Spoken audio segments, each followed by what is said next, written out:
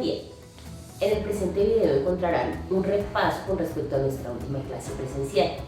Recordaremos exactamente la temática comunicación con el contexto, discurso pedagógico. Entonces, la idea es que a través de este video ustedes puedan recordar, ¿sí?, el esquema que observamos, el proceso de interlocución, ¿sí?, como parte de la elaboración del discurso pedagógico, y adicional la competencia comunicativa y la competencia ideológica dentro de esa construcción del discurso. La idea es que también podamos pensarnos un poco las características que motivan a nuestros estudiantes dentro de la elaboración del discurso y en esa interlocución con ellos, y bueno, no solo a nuestros estudiantes, sino también a todos los actores que están dentro de la comunidad educativa. Al final vamos a hacer una reflexión muy pequeña con respecto a esa manera en la que estamos elaborando nuestro discurso, a ese cómo estamos llevando a cabo todos esos procesos de interlocución, o si lo estamos haciendo o si de pronto no lo estamos haciendo. La idea es que podamos ser un poco honestos en la elaboración de ese discurso de nosotros, y también que podamos aprender y desaprender en torno a este tema que nos concierne a todos en nuestra labor educativa, que es el discurso pedagógico.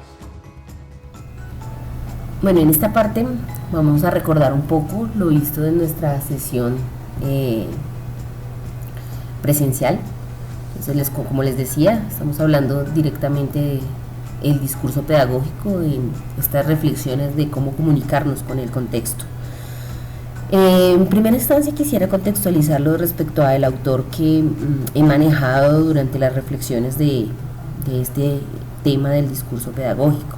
Les quiero contar que se llama Luis Alfonso Ramírez Peña. Él, pues, me gusta mucho trabajar autores colombianos, pues, como para que nos pensemos que las reflexiones no son tan lejanas, sino que son aquí de cerquita, y en este caso de nosotros. Él es colombiano, él es doctor en educación. Realmente quisiera rápidamente mostrarles acá la hoja de vida de él. Él tiene una hoja de vida muy buena, está en Colciencias, registrada en Colciencias. Como pueden ver, bueno, es investigador emérito de Colciencias, tiene un doctorado de la Universidad Javeriana en literatura, de la Newport University. Ese doctorado es en educación.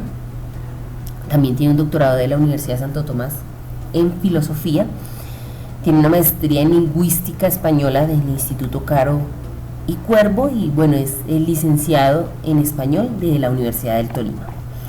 Entonces, bueno, realmente Luis Ramírez me ha acompañado, por así decirlo, desde la universidad, y siento que sus reflexiones son muy pertinentes en este momento de nuestros cursos, de nuestros momentos de reflexión sobre lo que estamos hablando ahora, que es el discurso pedagógico.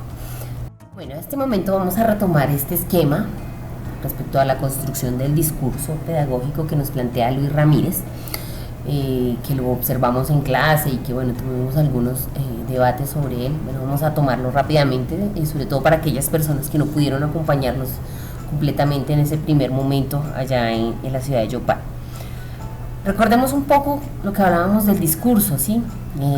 De pronto muchos decían que el discurso era un tema, el tema de la clase, pero quiero que lo pensemos más allá de un tema, porque es que yo creo que dentro del discurso que cada uno de ustedes o cada uno de nosotros hemos construido, no solamente nos hemos llenado o hemos reflexionado sobre un tema, sino sobre varios temas, ¿sí?, sobre varias temáticas, sobre varias ideas, sobre varias corrientes de pensamiento, ¿cierto?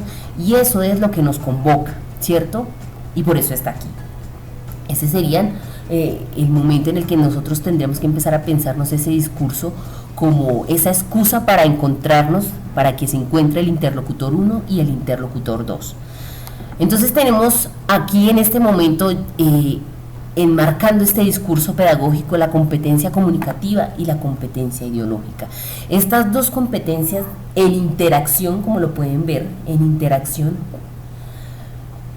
nos permiten esta construcción en movimiento de este discurso, que no pertenece solo al interlocutor 1, sino que también pertenece al interlocutor 2, ¿sí? Entonces, vamos a irnos directamente a la competencia comunicativa, ¿cierto? Esta competencia comunicativa como esas maneras en las que podemos expresar y comunicar ese discurso, esas formas en las que nosotros nos comunicamos con nuestros estudiantes, con nuestros padres de familia, esas maneras en las que nosotros podemos a través de la oralidad o, ¿por qué no?, también a través de lo escrito, comunicar eso que nosotros desde nuestra competencia ideológica estamos construyendo. Entonces, ¿qué será esa competencia ideológica? Recordemos que esa competencia ideológica son todos esos contenidos, experiencias, ideologías, ¿sí? Todo ese bagaje teórico que desde nuestra historia de vida hemos ido construyendo, desde nuestra casa, desde esos libros que pudimos leer en nuestros hogares, en el colegio, desde esas páginas de internet que de pronto a veces visitamos, ¿sí?, desde esos portales o artículos científicos que nosotros también hemos podido leer. Desde esta competencia ideológica también construimos nuestro discurso pedagógico. Entonces, vamos a ver que el interlocutor 1, por lo general, siempre va a tener esa referencia, que ahí sí podríamos hablar de un tema, ¿sí?, de un tema específico, o de varios temas, pero digámoslo con un solo propósito, ¿sí? Entonces, este interlocutor 1, desde lo comunicativo, siempre va a tener esa referencia, ¿sí? Y desde esa competencia ideológica, de esas construcciones, desde ese horizonte conceptual, desde esas bases teóricas, siempre va a tener un propósito, ¿sí? ¿Qué va a suceder entonces con el interlocutor 2? Como este discurso está aquí en medio y no es propiedad solo de uno, sino que él también lo puede tocar, ¿cierto? Y porque él también lo puede tocar, entonces puede interlocutar, no solamente es un receptor pasivo. ¿Qué hace? Recibe ese mensaje, ¿sí?, y se convierte en una perlocución. ¿Qué es la perlocución?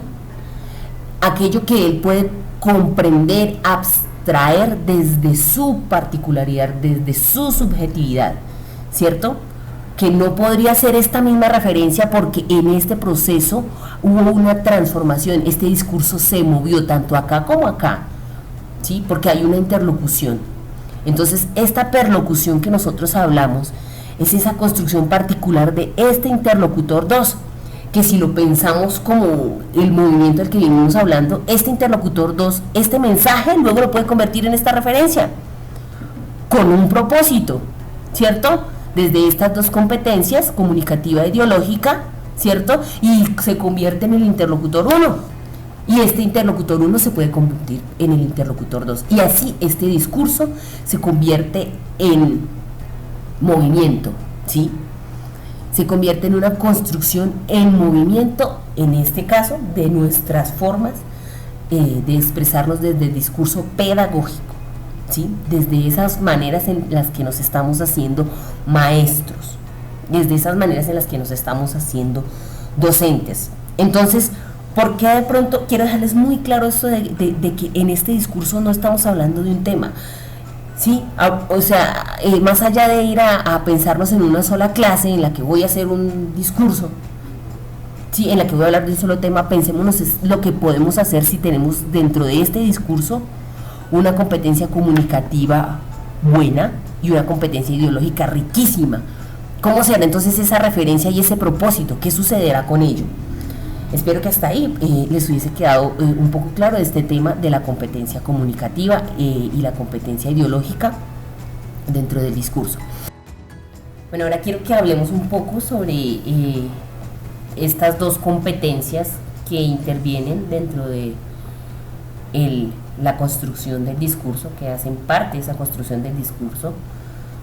Entonces vamos un poco hacia la competencia comunicativa. Recordemos un poco de esos modos de habla del maestro. Tenemos al maestro tipo monólogo. Recordemos que es ese profe que habla solo, entonces puede en medio de la clase o antes de empezar, saca el libro, y lo podemos encontrar hablando solo en el salón de clase, y más por autoritarismo, porque a lo mejor no le gusta que los estudiantes compartan con él.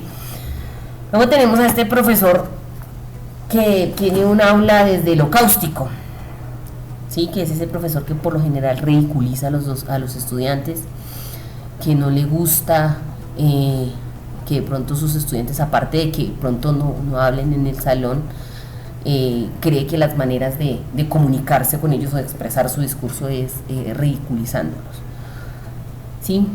Tenemos otro tipo de docente que es el reiterativo, ¿sí? Es ese que repite cíclicamente cosas sin intención, ¿sí? Y sin ningún sentido en su discurso, puede que las tenga hasta aprendidas de memoria en una secuencia durante la clase. Silencio, siéntese, tabla periódica, guarde los cuadernos, vuelva a leer, cuidado con la ortografía, frases muy comunes dentro del discurso que de pronto no tienen ningún sentido en el momento o que no tienen ningún objeto, sino que son reiterativas porque ya las memorizó, las tiene de forma mecánica en su discurso. Tenemos entonces ahora las falacias asumidas por los docentes, que también hacen parte de esa competencia comunicativa y que algunas creo que voy a tocar muy a fondo, que hacen parte de esa competencia ideológica.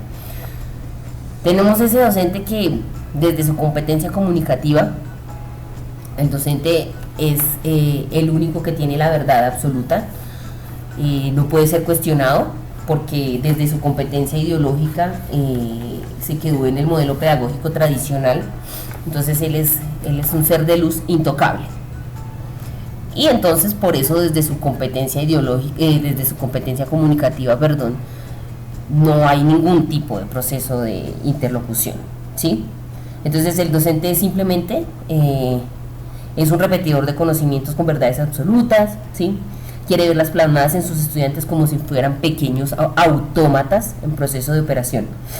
Y pues obviamente el estudiante aquí no puede refutar, ¿sí? Es un discurso que hace del docente como un programa operativo que no puede ser tocado por nadie y que simplemente se tiene que hacer efectivo a la hora de clase. Vamos ahora a la pedagogía reproductora. Entonces, pues como su nombre lo dice, este docente solo se limita a transmitir, ¿cierto? A transmitir para que sea reproducido tal cual él hace esa transmisión.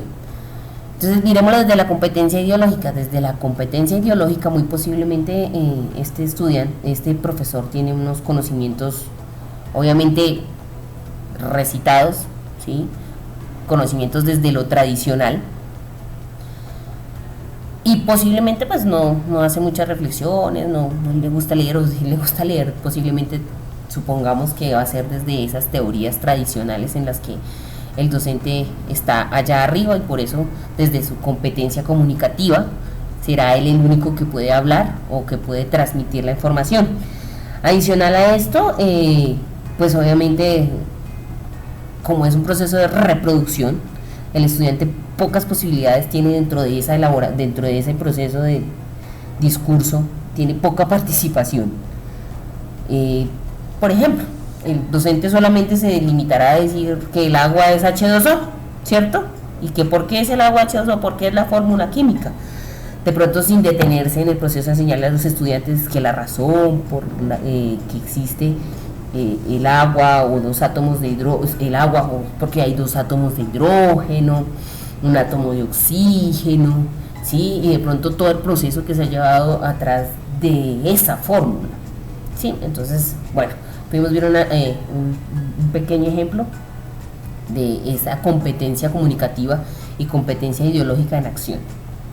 Bueno, vamos a ver la pedagogía narrativa. Entonces este profesor tiene una particularidad y es que desde su competencia ideológica posiblemente se quedó estático, ¿sí? Y no reflexiona, no tiene una interlocución pronto con sus compañeros, hasta con sus estudiantes o hasta con los libros, y sencillamente ya se quedó en esa pedagogía narrativa en la que se sentó, se quedó solo en un autor o en una forma de enseñar, no sé, las tablas de multiplicar. Posiblemente si tú llegas a decirle a este docente que es desde su competencia ideológica, ¿qué tal si busca las regletas de cocinera? Él va a decir, no sé qué es eso y no me interesa. Y se quedó ahí en su competencia ideológica, estático, quieto, y se convirtió en una pedagogía narrativa.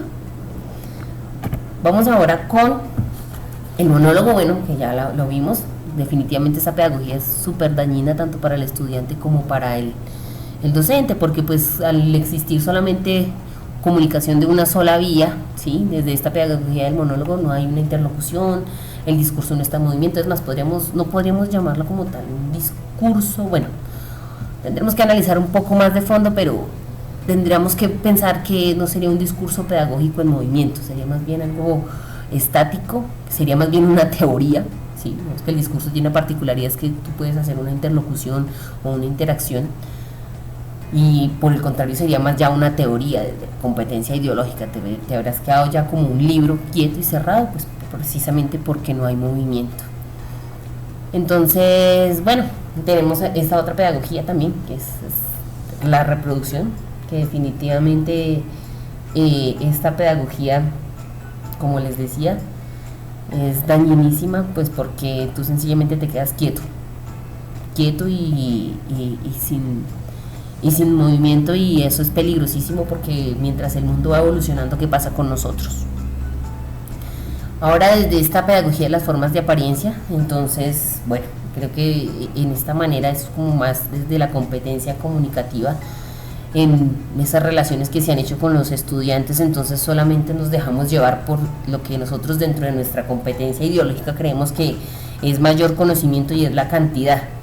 Entonces, si tiene un trabajo de 50 hojas, así sea corte y pegue de internet, importa más que de pronto el que hizo el de 3 hojas, que de pronto se sentó y lo hizo a conciencia. Entonces, miren qué pasa con esa competencia ideológica, ¿sí? Posiblemente se quedó con eso en su cabeza, que entre más contenido, mejor, sin saber de pronto qué es lo que está de fondo en ese contenido. Eso es más, digamos, desde la parte tradicional, modelo pedagógico tradicional.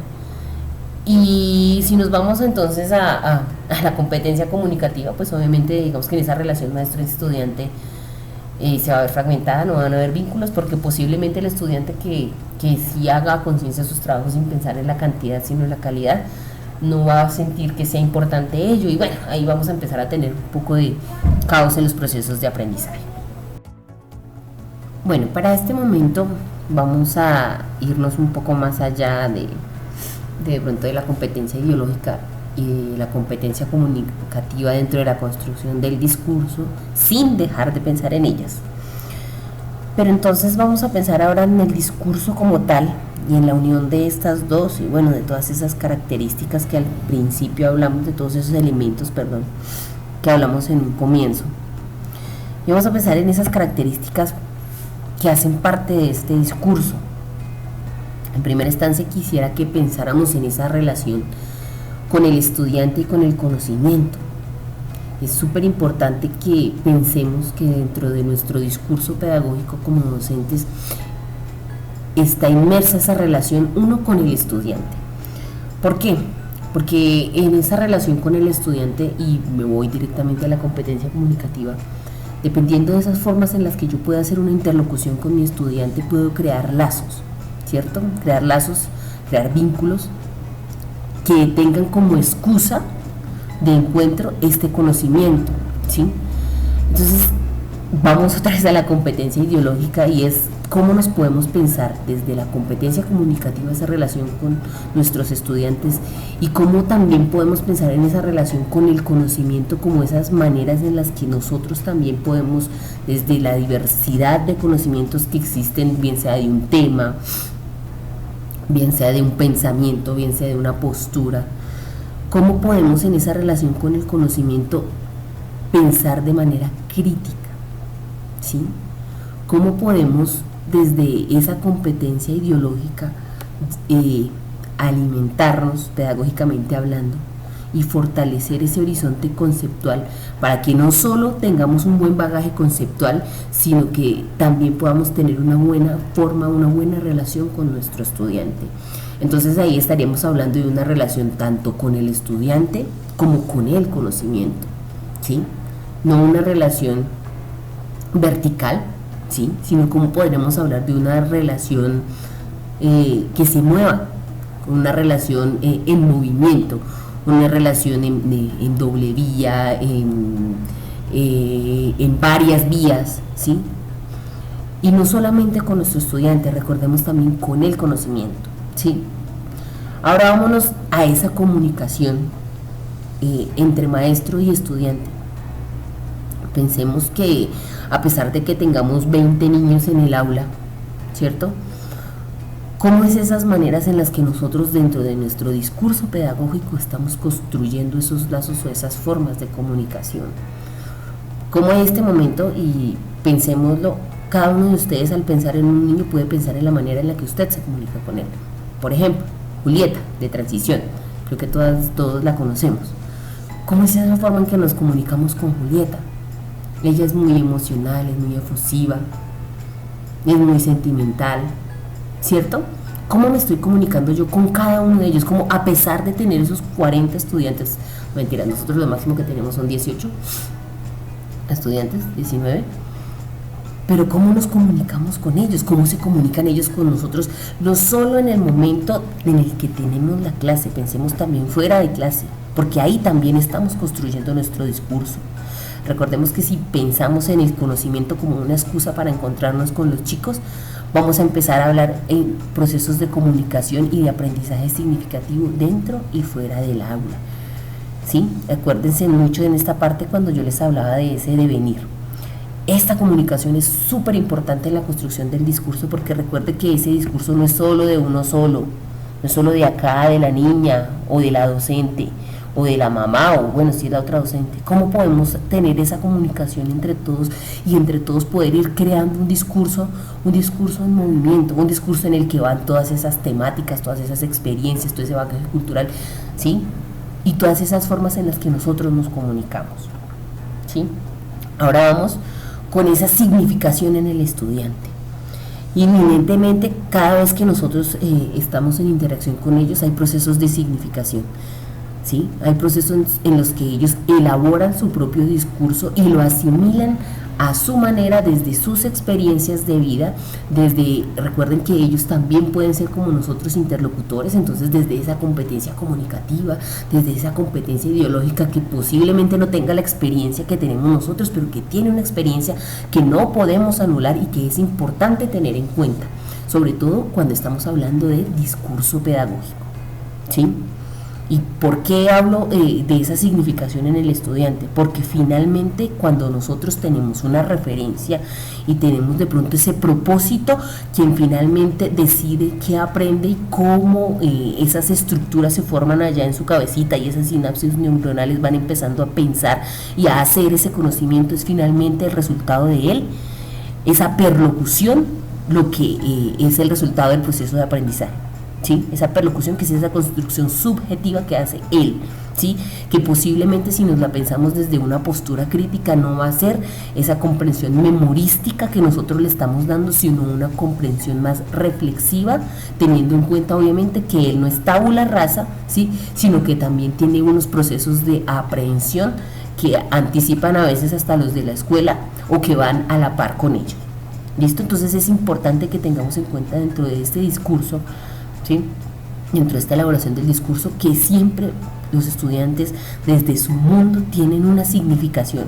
Muy posiblemente si ustedes están en una clase de ciencias, me voy siempre al descubrimiento de América, pero si están en una clase de ciencias sociales y ellos son de una comunidad indígena y estamos hablándoles de que vinieron, nos conquistaron los españoles, pero resulta que ellos en sus asentamientos indígenas tienen otras experiencias de vida con respecto a eso, la aprehensión de ellos o su perlocución no va a ser de pronto el propósito inicial que tenemos, es que ellos se aprendan la fecha histórica porque es importante para la sociedad y para ellos, sino que también van a ver una postura crítica y se van a pensar otros procesos ahí, y esa significación y esas historias que tienen ellos y eso que está también detrás del estudiante hace parte de esa construcción del discurso, tanto de ellos como de nosotros, porque eminentemente si nosotros dejamos que estos procesos de pensamiento afecten nuestro discurso, nuestra concepción del descubrimiento de América con relación a sus experiencias también van a cambiar. Ahora, súper importante también tener en cuenta dentro de la elaboración de nuestro discurso ese ambiente de clase. Puede que sea ambiente de clase, ¿sí? Yo lo llamo ambiente de clase pues porque estamos dentro de la pedagogía, pero también lo podemos hablar desde el ambiente institucional, ¿sí? ¿Cómo estamos propiciando esos ambientes dentro del discurso? Posiblemente sí, nosotros pensemos que el ambiente no tiene mucho que ver, bueno, pero es dependiendo de esos buenos ambientes en los que nosotros permitamos que tanto haya una interlocución entre nosotros y hasta con ese conocimiento vivencial, ¿sí? Tengamos unos excelentes procesos de aprendizaje. Posiblemente si dentro de nuestra competencia ideológica queremos que ellos o hemos aprendido a través de las vivencias y hemos leído mucho del constructivismo y mucho del pensamiento poscrítico, posiblemente generemos esos espacios desde lo comunicativo en el ambiente de clase, ¿sí? Recuerden que la creatividad, ¿sí?, que los espacios con color, que los espacios en los que los niños también puedan comunicarse entre ellos y con nosotros y que propiciemos elementos que medien esos procesos de aprendizaje, precisamente, posiblemente el aprendizaje de los niños y el de nosotros también vaya a ser mucho mejor. Entonces pensemos en esos ambientes, y no solo en los ambientes de clase, en esos ambientes amenos y bonitos que podemos crear nosotros, a pesar de que de pronto en muchas ocasiones todos los días no amanecemos felices, y eso lo entiendo, pero como vuelvo a un texto que leímos de Silvio Echazki, cómo podemos a través de ese caos crear, ¿sí? Cómo podemos utilizar todo ese caos para crear esos ambientes de clase pertinentes para que existan procesos de interlocución. Hasta aquí entonces les dejo un poco ahondando un poco más sobre este tema del discurso pedagógico y sobre esas características súper importantes que hacen parte de este discurso y cuáles de estas características, ¿sí? O sea, cómo estas características también motivan a nuestro estudiante dentro de nuestro discurso, ¿sí? En esa construcción de nuestro discurso. Es importante que tengamos en cuenta esto, no solo para el momento de clase, sino para todos esos momentos en los que estamos interactuando con ellos. No dejemos el conocimiento solo como ese momento en el aula, sino también cuando estamos fuera con ellos. En el siguiente momento que vamos a encontrar, pues es la reflexión que tenemos sobre estos procesos.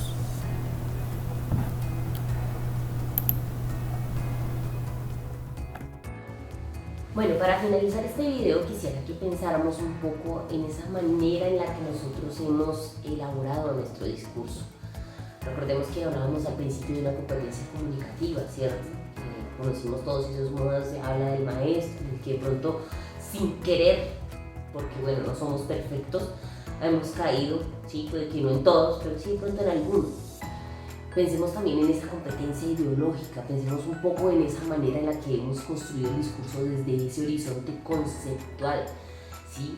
¿Qué libros hemos leído? ¿Será que nos quedamos solamente en los libros que nos dejaron en la universidad?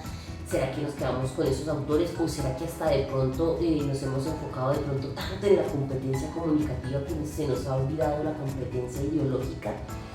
Posiblemente muchos de ustedes tengan especializaciones, maestrías. ¿Qué ha sucedido con eso? ¿Sí?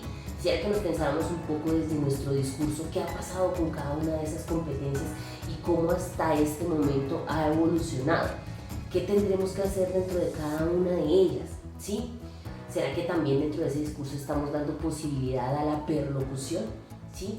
¿O estamos pensando desde un modelo pedagógico tradicional que haría parte de nuestra competencia ideológica, que queremos un emisor, un receptor y un mensaje claro, tal cual y memorístico? ¿Qué estamos esperando dentro de nuestro discurso de nuestros estudiantes? ¿Sí? Recuerden que de nuestro discurso también de alguna forma depende el discurso que están haciendo nuestros estudiantes. Y si nosotros esperamos niños reflexivos y críticos, si estamos permitiendo eso dentro de nuestros procesos de interlocución, dentro de nuestra competencia ideológica, si estamos retomando lecturas críticas, estamos yendo a la vanguardia, estamos pensando en esos autores que de pronto pueden hacer que nosotros vayamos un poco más allá, y también nuestros estudiantes.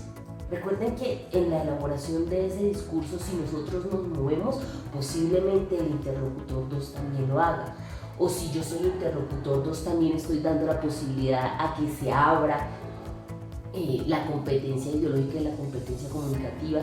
¿Será que como interlocutor 2 estoy haciendo procesos memorísticos o procesos críticos de perlocución?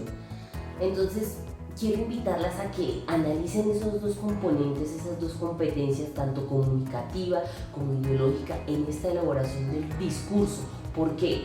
Porque esta es su carta de presentación, es nuestra carta de presentación como profesionales, y si le estamos apostando a una mejor educación dentro de nuestra institución, también tenemos que apostarle a un mejor discurso pedagógico, pero desde cada uno de nosotros. Eso por un lado. Entonces, recuerden también esas características que motivan a los estudiantes. Muy posiblemente si mejoramos un poco más ese discurso, no tendremos muchos problemas cuando empecemos los procesos evaluativos en la institución. Porque si yo tengo un discurso crítico, posiblemente mi estudiante también. ¿Sí? Recuerden mucho lo que yo les decía, que no podemos ir por un lado el discurso y por otro la práctica educativa, ¿cierto? Entonces pensémonos un poco ese discurso y las invito a que continúen en estas clases virtuales, a que sean puntuales en la entrega de sus trabajos, porque eso fortalece su discurso, nuestro discurso. Un abrazo para todas y las espero en nuestra siguiente clase virtual. Gracias.